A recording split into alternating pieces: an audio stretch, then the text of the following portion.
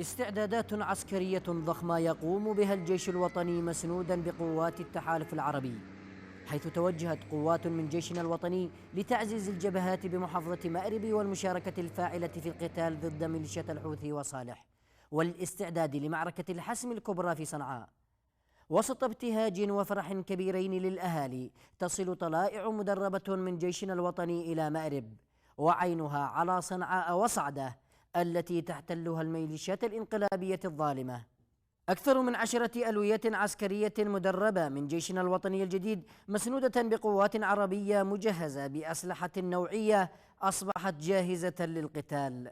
ونقول للقيادة إننا مستعدين نضحي من أجل اليمن، من صعدة إلى المعرة، من المعرة إلى صعدة، لن نترك شبر في اليمن تحت أي إنسان، تحت أي شخص يعني يقوم بأعمال ميليشيات مسلحة. رئيس هيئة الأركان العامة للقوات المسلحة اللواء الركن محمد المقدشي ووزير الداخلية اللواء عبد الحذيفي يكثفان من زيارتهم الميدانية لمعسكرات الجيش والمقاومة الشعبية في الجوف ومأرب، والتي بلغ عدد منتسبيها أكثر من 10,000 مقاتل، والذي سيكون لهم دور كبير في معركة التحرير القادمة.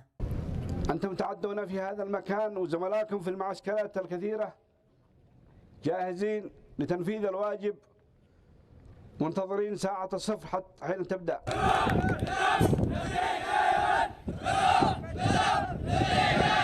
هؤلاء الرجال فعلا المعجزة الذين شاهدناهم ينتفعون إلى المدارس كالأبطال انتشارا عندما رأوا سيارة تتجه إلى المعسكر. هذا هو الجيش. في بداية كلمتي أنقل لكم تحيات قائدنا ورمزنا ورئيسنا المشير الركن عبد الرب منصور هادي رئيس الجمهورية القائد الأعلى للقوات المسلحة، وكذلك أخوانكم في الحكومة وكافة أبناء الشعب. الجميع يحيي فيكم هذه الروح الوطنية الرجولية، هذه البطولة، هذا الانضباط، هذا الامتثال، هذه الروح العسكرية الحادة التي فعلا أعادت لنا الأمل بعودة الدولة والمؤسسات، بعودة الشرعية. وتأتي هذه الاستعدادات العسكرية بالتوازي مع وصول قوات للتحالف العربي مكونة من طائرات أباتشي ومدرعات ودبابات وصواريخ وشبكات اتصالات عسكرية متطورة استعدادا للمعركة الفاصلة. هؤلاء سيحرروا مأرب ثم سيحرروا صنعاء إن شاء الله. معنويات عالية يعيشها أبناء القوات المسلحة والمقاومة الشعبية، مما يؤكد أنهم قادرون على تحرير كامل ترابنا الوطني وكبح جماح التمرد والانقلاب الذي يختبئ قادته في كهوف وجبال صعدة وأنفاق صنعاء. المعنويات 100%.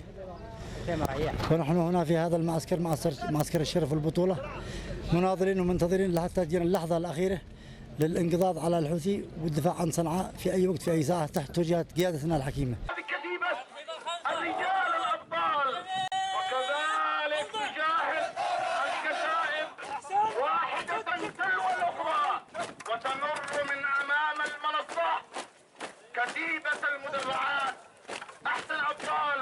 جعل الله لها في الكون شانا، لم لا نحمي حماها وهي من قال فيها الله وحيا وبيانا، بلدة طيبة فلترجعوا جنتيها يا أحبائي جنانا.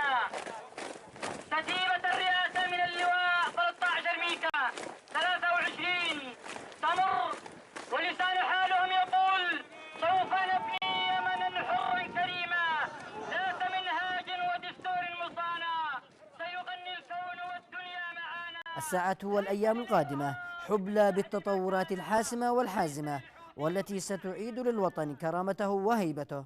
مع اخوانهم القوات المسلحه والقبائل والمقاومه الشعبيه، ومع قوى التحالف المشكوره على جهدها الكبير عندنا. ونؤكد ان لواء النصر ومشايخ الجوف وقبائل الجوف جاهزين للانطلاق لتحرير ما اخذ من وطنهم. صنعاء هي الهدف، صنعاء هي الام، سنحررها، سندافع عنها، وهي هدفنا الاول. ان لم تحرر صنعاء فلا فائدة في تحرير أي جزء من الوطن، لأن صنعاء هي أم اليمن ولن نتخلى عنها ونحن قادمين عليها إن شاء الله. إذ يؤكد الجيش والمقاومة الشعبية أن لا عاصم اليوم للميليشيات والعصابات الانقلابية من غضب الشعب وقواته المسلحة.